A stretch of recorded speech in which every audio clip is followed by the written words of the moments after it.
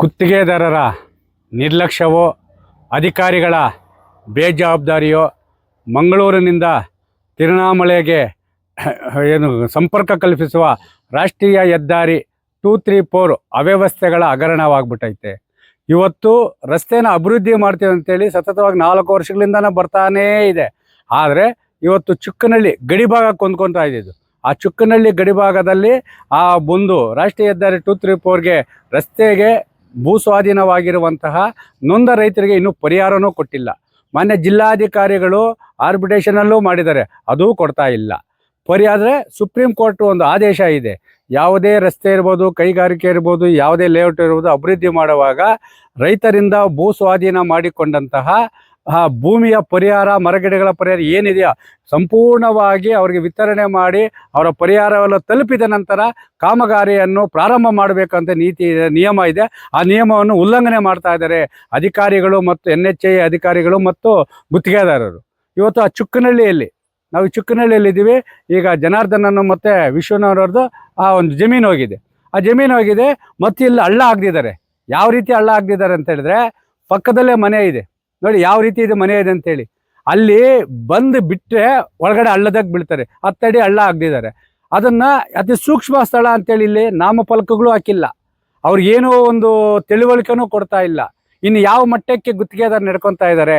ಇನ್ನು ರಸ್ತೆ ಸುರಕ್ಷಿತವಾಗಿ ಕಾಮಗಾರಿ ಮಾಡ್ತಾ ಇದ್ದಾರಾ?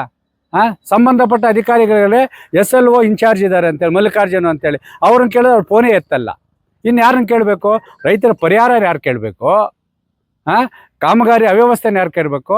ಇದು ಊರಿದೆ, ಅದರಲ್ಲಿ ಜಿಲ್ಲಿ ಮತ್ತು ಮಣ್ಣು ಹೊಡ್ಕೊಂಡು ಹೋಗ್ತಾನೇ ಟಿಪ್ಪರ್ ಲಾರಿಗಳು.